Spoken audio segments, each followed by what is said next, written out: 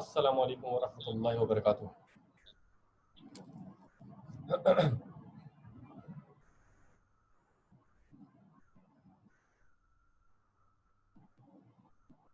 Okay.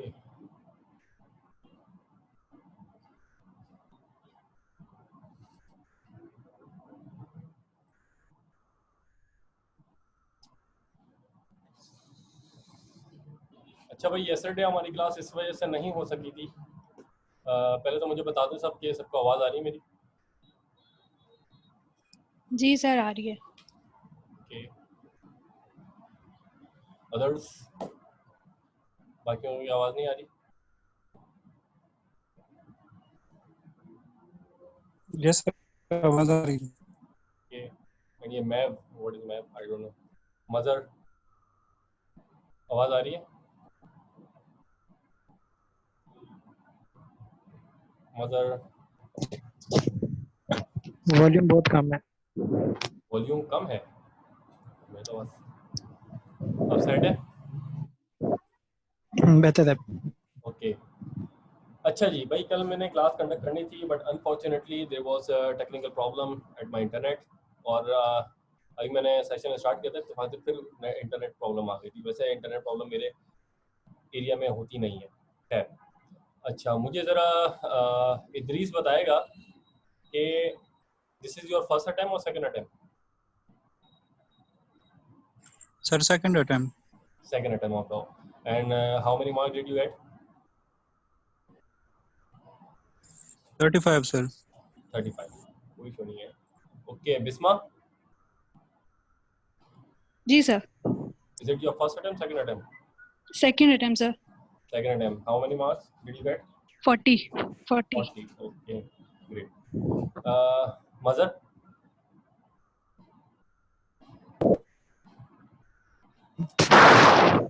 Mazhar, first attempt. First attempt, चलो great है, कोई इशू नहीं। ये मैथ एम ए वी भाई कौन हो? What is your name?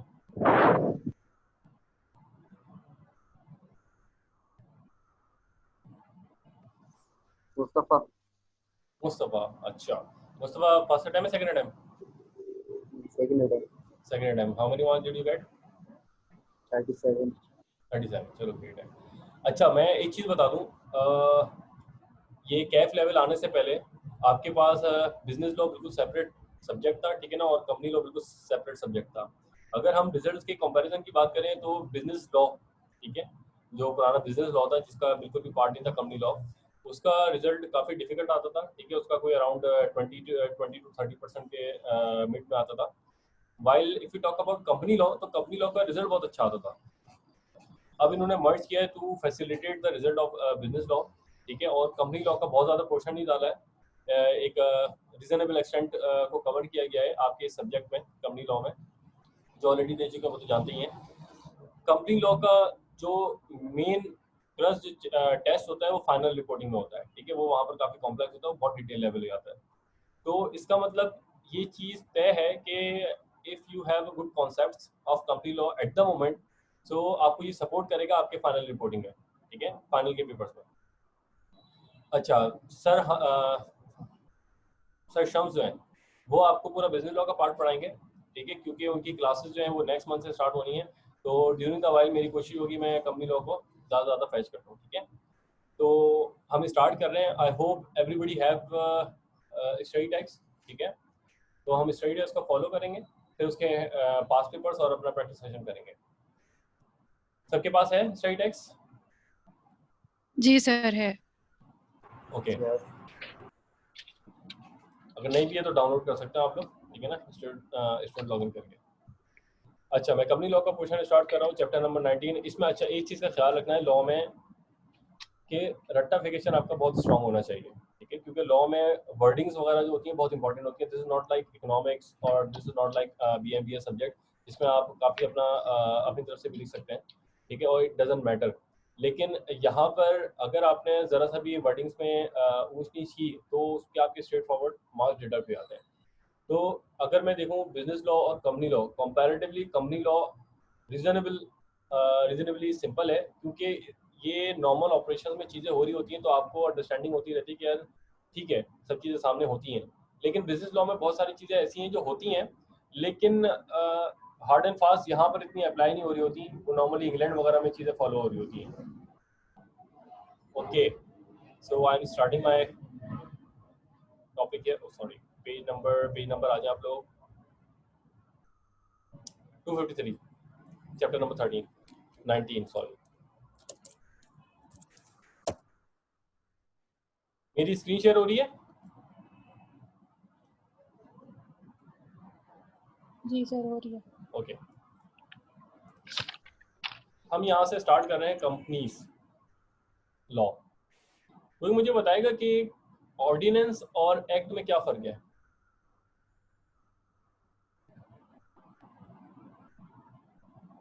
लग रहा मुझे खुद ही पूछना पड़ेगा। ओके, मजर मुझे गाइड करना, what is the difference between act and ordinance?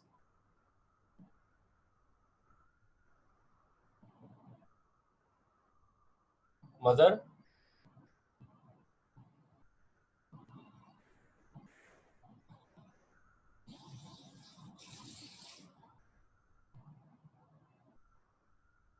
मतलब क्या माइक के साथ साथ स्पीकर भी बंद किए हैं क्या?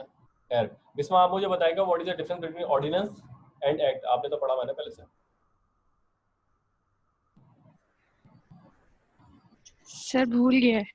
भूल गए, कोई मसला नहीं। अच्छा भाई मैं बता रहा हूँ ऑर्डिनेंस और एक्ट में क्या फर्क है। भाई पहले कंपनीज ऑर्डिनेंस 1984 हुआ करता था, ठीक है। एट द मोमेंट जो हम स्टडी कर रहे हैं वो होगा कंपनीज एक्ट 2017। एक्ट और ऑर्डिनेंस में ये फर्क होता है, एक्ट पार्लियामेंट के थ्रू रूट होता है, पार्लियामेंट में एक चीज मेजोरिटी के साथ अगर अप्रूव हो जाए तो वो एक्ट बन जाता है। लेकिन ऑर्डिनेंस सदर जो लेके आता है, ठीक है ना, सदर जो अपनी तरफ से पास कराता है, बाद में पार्लियामेंट से पास होता है, वो होता है ऑर्डिनेंस। तो कंपनीज ऑर्डिनेंस 1984 नॉर्मली ऑर्डिनेंस जो है नॉर्मली तब आता है जब नॉर्मली यहाँ पर आर्मी चीफ का होल्ड होता है, तो वो अपने पास बहुत सारे ऑर्डिनेंस पास कराता है। तो कंपनीज ऑर्डिनेंस देखें, आप इनकम टैक्स ऑर्डिनेंस देखें, these are the ordinance which are passed by the president of the company, sorry of the country, ठीक है।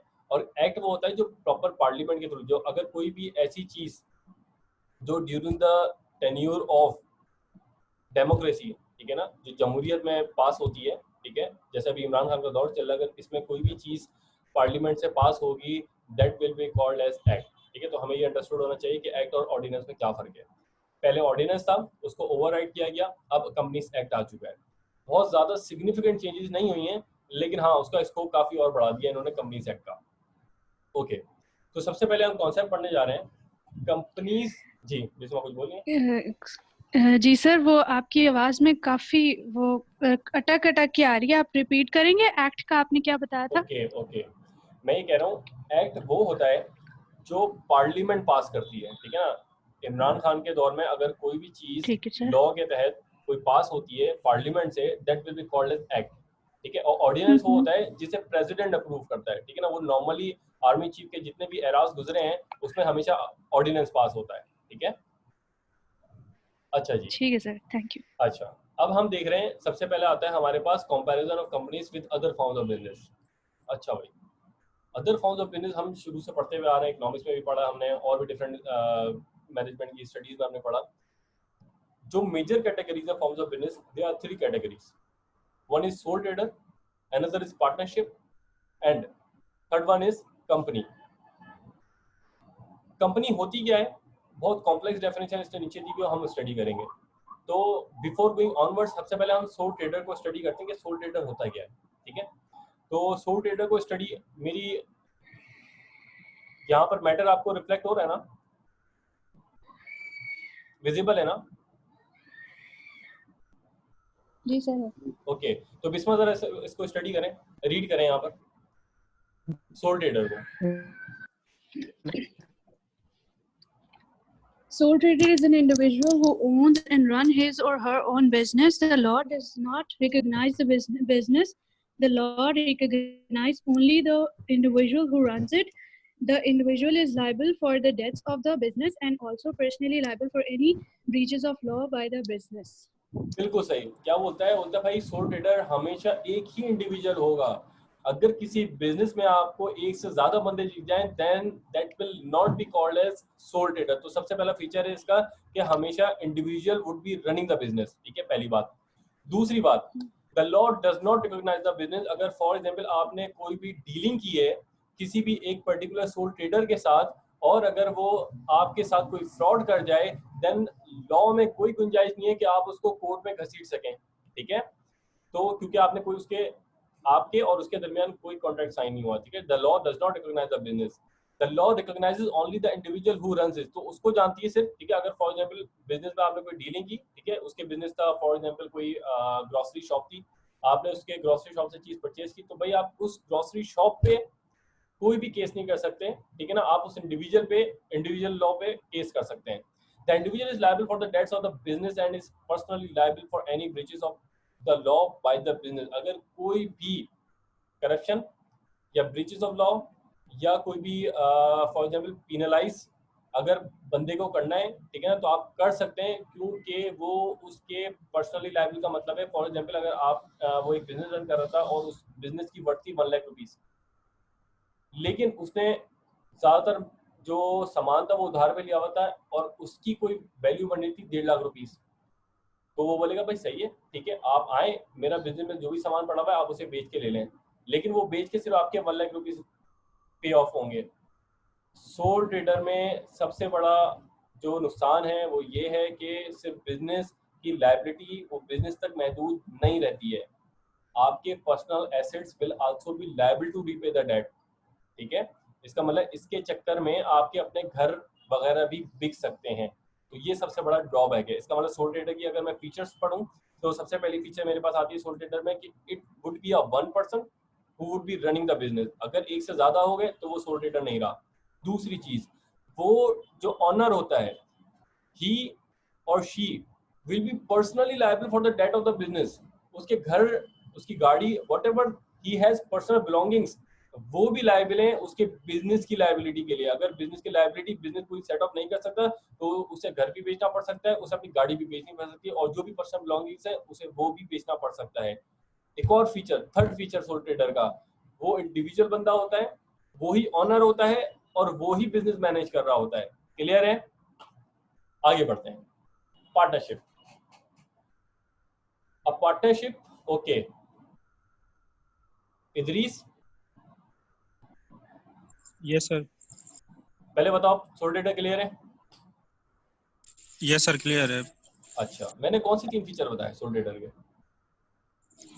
सर कि एक तो उसकी लाइबिलिटी अनलिमिटेड होती है और दूसरा ये ग्रुप नहीं होता, इंडिविजुअल होता है। सही है। और उसकी के लॉ उसको एज एन इंडिविजुअल मतलब एक डिफरेंट पर्सनैलिटी मतलब बल्कि तीसरा सेम मैंने पर्सनैलिटी तीसरा कंसीडर। मैंने बिल्कुल तीसरा मैंने आपको ये बताया कि वो खुद ही ऑनर होता है, खुद ही बिजनेस रन कर रहा होता है, ठीक है। ओके आगे बढ़ते हैं। पार्टनरशिप, ये जरा पढ़ो, स्टडी रीड करो।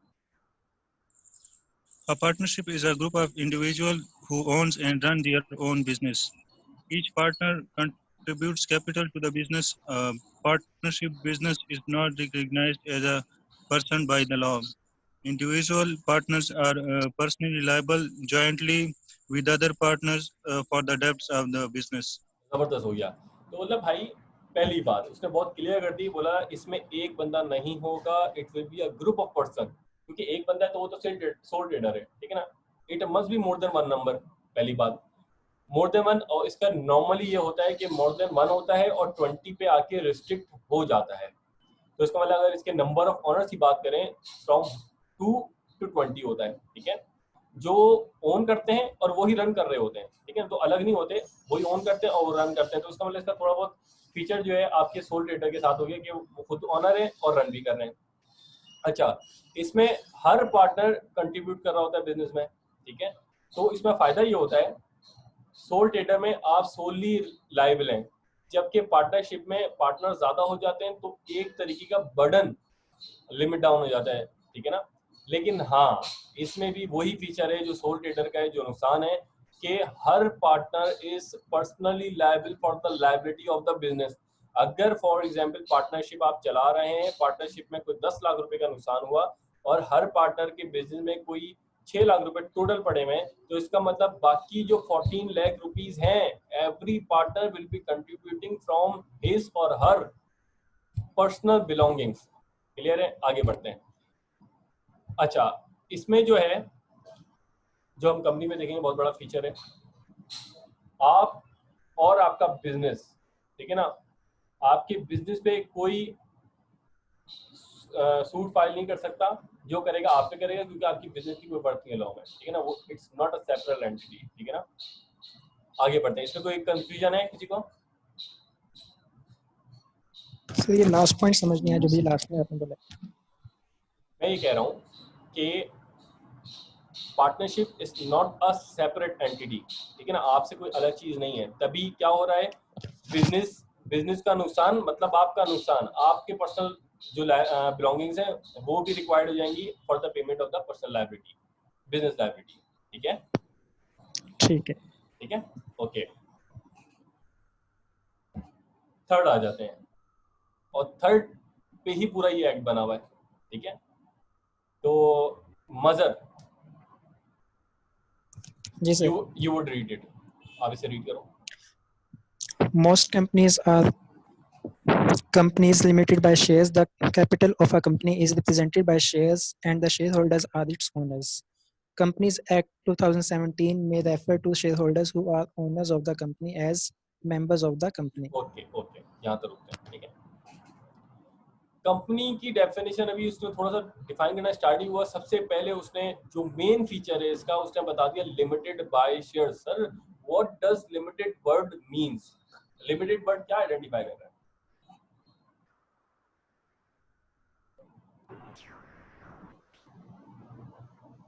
हाँ भाई मुस्तफा। लिमिटेड किसी भी कोई चीज को एक जगह तक लिमिट कर देना। अच्छा, लिमिटेड का वर्ड पर्टिकुलरली यूज हो रहा है लायबिलिटी को लिमिट करने के लिए।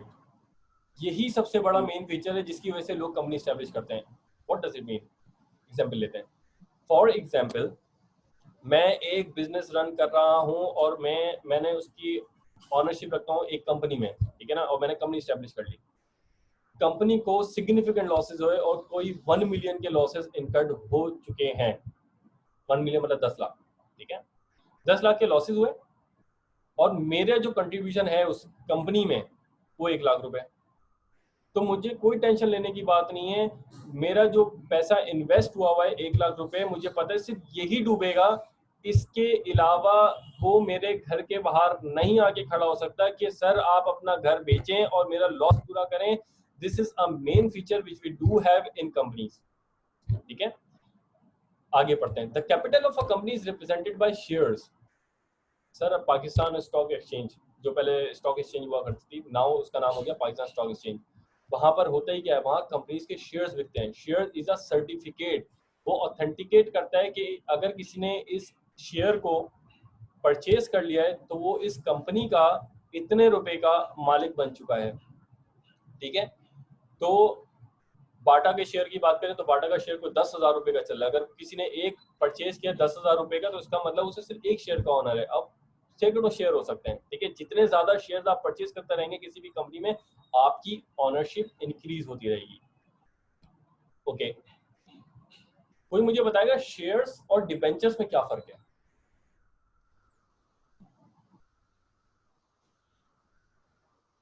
हाँ मुस्तफा। डिबेंचर एक तरीके से पब्लिक से लोन हो जाता है, तो शेयर में क्या फर्क है? और शेयर्स एक आपको ओनरशिप मिलती है शेयर्स में। बिल्कुल सही है।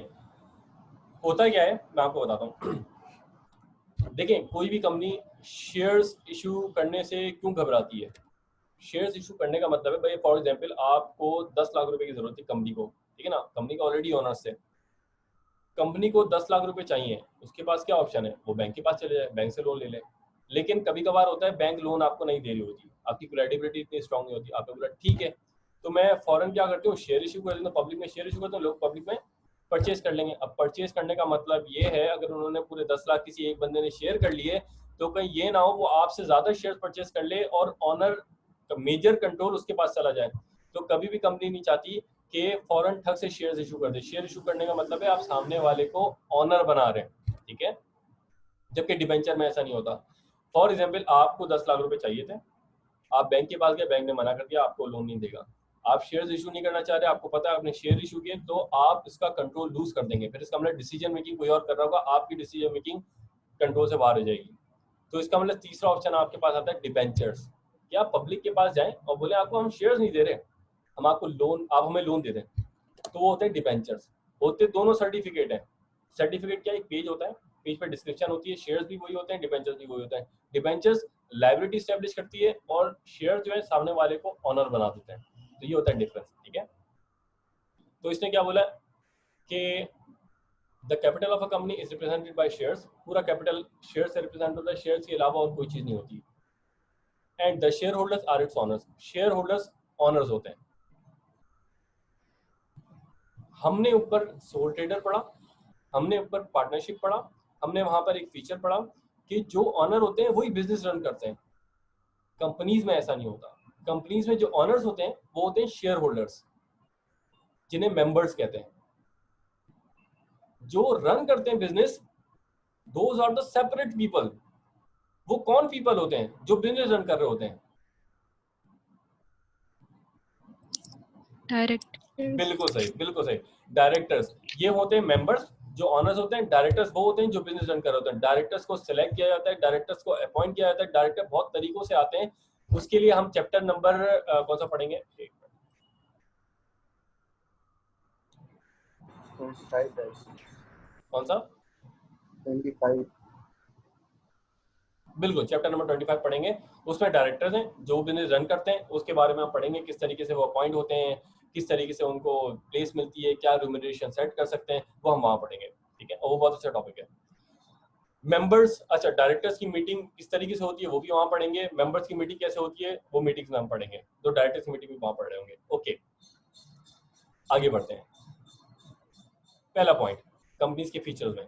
Companies are created by a process established by the Companies Act 2017. A company must also have a written constitution termed as Memorandum of Association, explained later in this book. Partnership often have a constitution in the form of partnership agreement, but this is not a legal requirement. Partnership में जरूरी नहीं है कि आप agreement करें, कर लें बहुत अच्छी बात है, पार्टनरशिप एग्रीमेंट हो जाएगा, कम से कम इसलिए सेव हो जाएंगे, अगर कोई एक पार्टनर फ्रॉड करता है तो आप उसको कोर्ट में ले जा सकते हैं।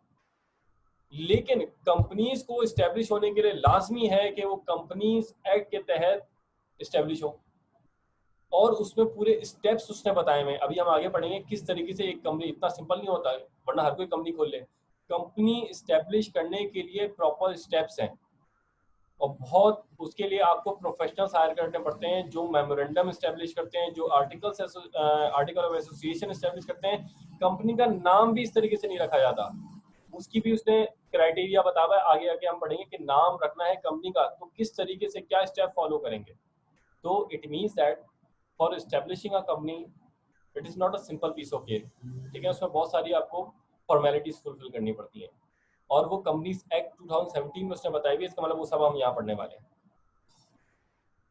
जो कॉन्स्टिट्यूशन होता है जिसके तहत कंपनी चल रही होती है, अगर कंपनी उस कॉन्स्टिट्यूशन से वाइड करेगी तो कंपनीज एक्ट उस कंपनी को वाइड कर देगा, वो होता है मेमोरेंडम ऑफ एसोसिएशन। आगे आके हम वो भी पढ़ रहे होंगे, भाई मेमोरेंडम ऑफ एसोसिएशन अगर बनाना है तो उसमें कौन कौन से क्लॉजेस डालने हैं, ठीक है। आगे बढ़ते हैं।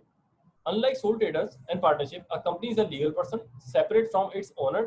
This is the doctrine of corporate personality. ये मेन फीचर है कंपनी का कि पार्टनरशिप में आप और बिजनेस कोई अलग नहीं, डायरेक्ट आप पे केस होगा, आपके पर्सनल बिलोंगिंग्स जो हैं लायबल हो जाएंगे लायबिलिटी ऑफ बिजनेस को पे करने के लिए। सोल ट्रेडर में भी ये केस है, इसमें ऐसा केस नहीं है। वो इसलिए नहीं है क्योंकि लॉ ने कंपनी को एक पर्सन का रुतबा दे दिया है।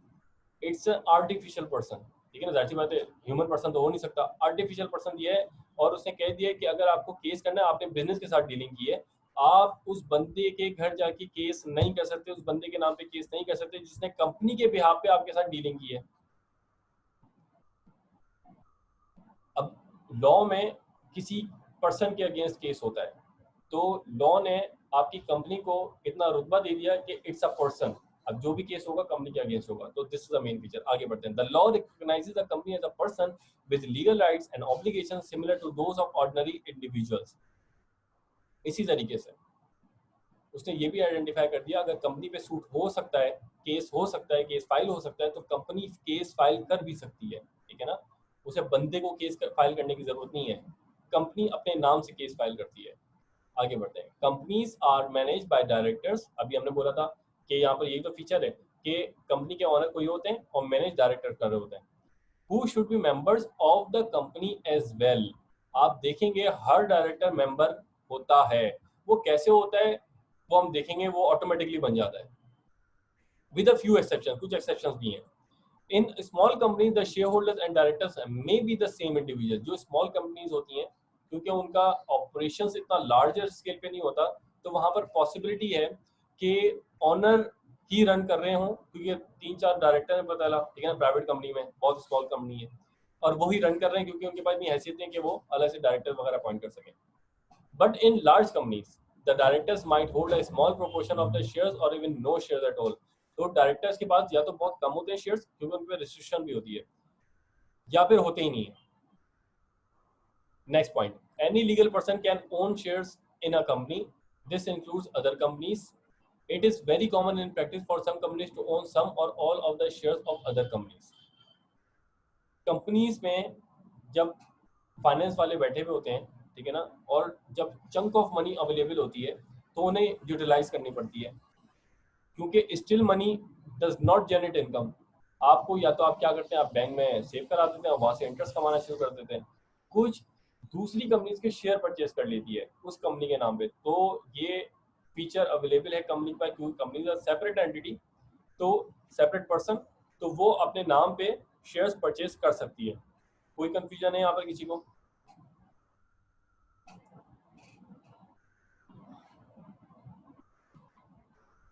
अच्छा बिस्मा, जरा मुझे कंपनीज के जितने मैंने फीचर्स पढ़े हैं मुझे पिन पॉइंट करके बताएगा, समरी बताएगा। कंपनी जो है वो सबसे पहले तो इसका मेन फीचर है ये इसकी लिमिटेड लायबिलिटी होती है, बेहतरीन हो गया। और इसको लॉ जो है वो एक as a separate person consider करता है, बिल्कुल और इसको रन इसके डायरेक्टर्स करते हैं, इसके बेहतरीन हो ओनर गया। शेयर होल्डर्स होते हैं, सही है।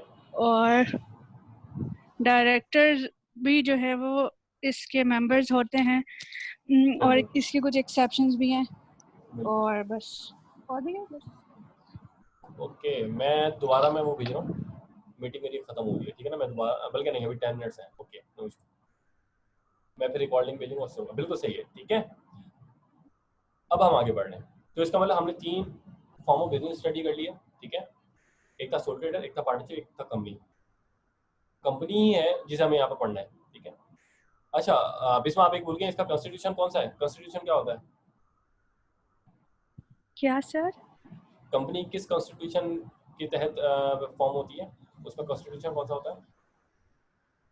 मेमोरेंडम ऑफ आर्टिकल, हाँ मेमोरेंडम ऑफ एसोसिएशन, अच्छा, ठीक है। जी चलिए जी। आगे बढ़ते हैं। इसने थोड़ा सा डिफाइन किया है सेपरेट लीगल पर्सनालिटी, हम समझ तो गए, जल्दी से स्टडी करते हैं। It is important to understand what separate legal personality means. The law regards a company as a person separate from its owners. उसने पर्टिकुलरली कह दिया company is a separate thing and owners are the separate thing. For example, suppose that mister X sets up a liability limited company, new company with 10 shares of ₹10 each. कोई 10 shares पे उन्होंने company खोली, बड़ी अच्छी बात है। Which he owns mister X the individual and the company for the purpose of law. तो mister X individual है और कंपनी कंपनी है, ठीक है ना। लॉ की नजर में would be 2 separate persons, both would have separate legal existence. Okay, a company is an artificial person whereas individual person are natural persons, ठीक है। Essentially, however, the law treats person in the same way whether they are artificial or natural। तो वो same rights and obligations provide करता है whether it is artificial person, whether it is natural person। तभी हमने देखा company पे case किया भी जा सकता है और कंपनी केस फाइल भी कर सकती है।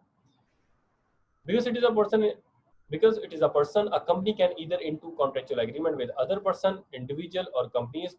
तो हमने देखा कंपनी के, अगर आप कभी भी कंपनीज का कोई कॉन्ट्रैक्ट उठाएंगे आगे आके, जब आप ऑडिट कर रहे होंगे तो आप देखेंगे कंपनीज के अपने लेटर हेड पे इनवॉइसेस आती हैं, कंपनीज के अपने लेटर हेड पे कॉन्ट्रैक्ट्स बनते हैं, ठीक है।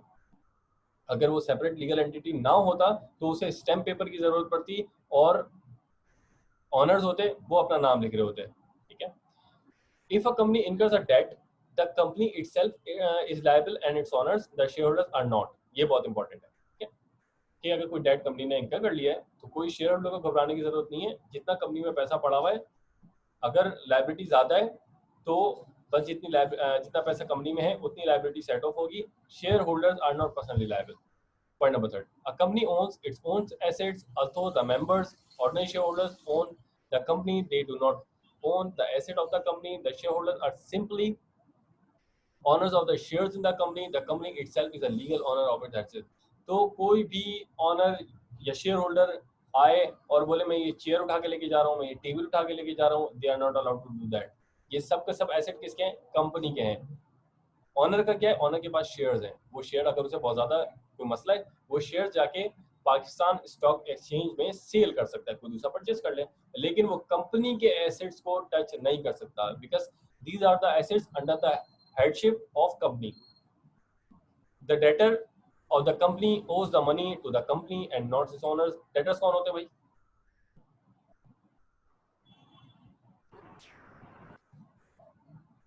हाँ मुस्तफा, माइक ऑफ किया था. हाँ मदर बताओ. जिनको कंपनी ने पैसे दिए होते हैं. ओए होए होए, अब पापा डेटर की बात कर रहा हूँ. जिनको कंपनी ने सेल किया उनसे पैसे लेने हैं, ठीक है.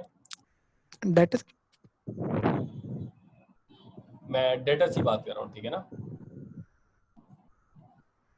और इसमें डेटर उस सेंस में लिखा हुआ है, तुम सही कह रहे हो. इसमें वो डेटर का, मैं ट्रेड डेटर बोल रहा था, ठीक है. इसमें वो डेटर है जिसने आपको डेट दिया हुआ है, ठीक है ना, जिसके आप लायबल, बिल्कुल सही, ठीक है. तो जो आपके डेटर है जिन्होंने आपको लोन दिया हुआ है, ठीक है, तो वो कंपनी को दिया हुआ है, ठीक है. तो company is liable to for that and owners are not. A company is personally liable to pay tax on its income profits. ये नहीं, गवर्नमेंट कभी भी नहीं आ सकती. For example, I am the director of XYZ company, XYZ का कोई tax बना है, क्योंकि हर साल जो आप इनकम जनरेट करते हैं उस पर आपको टैक्स देना पड़ता है गवर्नमेंट अथॉरिटी को. फॉर एग्जांपल, गवर्नमेंट को आप कंपनी ने टैक्स देना है 1 लाख रुपीस का, तो गवर्नमेंट कभी भी मेरे घर पे नहीं आ सकती कि भाई आपकी कंपनी का टैक्स है. मैं बोलूँगा भाई आई am the share holder of the company, मैं नहीं जानता, company is responsible for that, ठीक है. तो इवन तो गवर्नमेंट भी आपके पास नहीं आ सकती. If a company breaks the law, it is usually the company itself that is liable, although there are circumstances in which its owners or its officers, mainly directors, may be personally liable. हाँ, अगर किसी director ने, क्योंकि director business को run कर रहा होता है, मैनेज कर रहा होता है, अगर डायरेक्टर ने फ्रॉड किया तो डायरेक्टर पर्सनली लायबल हो सकता है. उसकी बेसिस पे, उसकी मिसकंडक्ट की वजह से share holders will not B liable for that, ठीक है. अगर अभी हम देखें PIA का जो हादसा हुआ है, तो उसमें जितनी भी पेमेंट की गई है वो PIA ने की है, किसी शेयर होल्डर्स के आपने नहीं देखा कि शेयर होल्डर्स के घर से आके पैसे ला रहे हो, ठीक है. अगर PIA में पैसे नहीं पड़े हुए तो शेयर होल्डर्स तक नहीं जा सकते, लोगों को पता ही नहीं होता शेयर होल्डर्स हैं कौन, ठीक है. ओके, ये सारे फीचर्स आपने दिमाग में रखने हैं, ठीक है. क्योंकि ICAP की खूबी ये है कि वो कोई भी क्वेश्चन 3 मार्क्स का भी पूछ लेता है और 10 मार्क्स का भी पूछ लेता है. If you do have a detail in your mind, तो आप उसे 10 में भी कन्वर्ट कर सकते हैं और 3 में भी कन्वर्ट कर सकते हैं. अच्छा जी, the effect of separate legal entity, legal personality summarise कर दिया उसने. अगर 3 मार्क्स का आ जाए तो ये आपके लिए limit liability of the owner of the business हमने समझ लिया. Separation of ownership from control, members and director हमने पढ़ लिए.